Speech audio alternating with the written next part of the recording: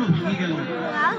নবীদের স্বপ্ন ওহী হয়, ওহী ইলাহি, আল্লাহর তরফ থেকে মেসেজ, আল্লাহর তরফ থেকে বার্তা। হযরত ইব্রাহিম আলাইহিস সালাম সকাল বেলায় উঠে 100 উট কুরবানি করলেন। দ্বিতীয়বার আল্লাহ বলছে ইব্রাহিম তুমি কুরবানি করো, আবারও তিনি 100 উট কুরবানি করলেন। আবারও আল্লাহ বলছে ইব্রাহিম তোমার প্রিয় জিনিস তুমি কুরবানি করো। ইব্রাহিম আবারও কুরবানি করছেন, কিন্তু আল্লাহ যা চেয়েছেন তা নয়।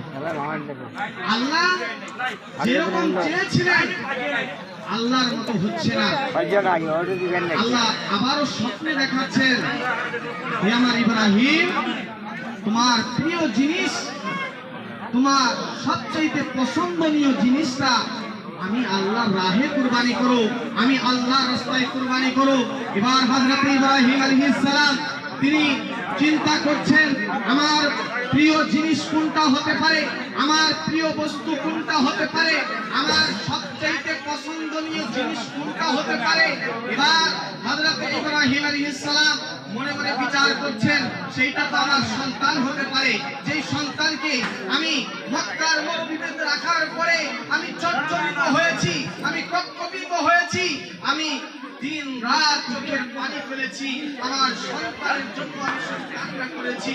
অতএব আল্লাহ যে আমাকে বিদ্যা করে আমাকে যে বনবাসে দিতে বলেছিল, হয়তো আল্লাহ এটা পছন্দ হয় নাই, হয়তো ইসমাইলের কুরবানি আল্লাহ চাইছেন।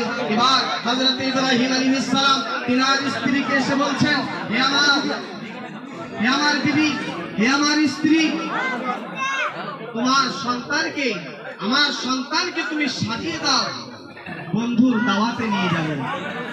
পয়গম্বরদের কথা আমাদের কথা কতটা আলাদা, কতটা ফারাক। বন্ধুর বাড়িতে নিয়ে যাব, এই বন্ধুটা কে? বন্ধুটা হলো আল্লাহ। এই আল্লাহর দাওয়াতে ইব্রাহিম আলাইহিস সালাম ইসমাঈল আলাইহিস সালামকে নিয়ে যাবেন। তার স্ত্রীকে বলছেন, হে আমার স্ত্রী, আমার সন্তানকে তুমি সাজিয়ে দাও, আমার সন্তানকে তুমি আতর সুরা লাগিয়ে দাও। আজকে আমার বন্ধুর দাওয়াতে আমার সন্তানকে নিয়ে যাব। জুড়ে বলে সুবহানাল্লাহ। এবার সন্তান হযরত ইব্রাহিম আলাইহিস সালাম শাহাদাত আঙ্গুল ধরে ধরে রাস্তা দিয়ে নিয়ে যাচ্ছেন, মিনার জঙ্গল দিয়ে।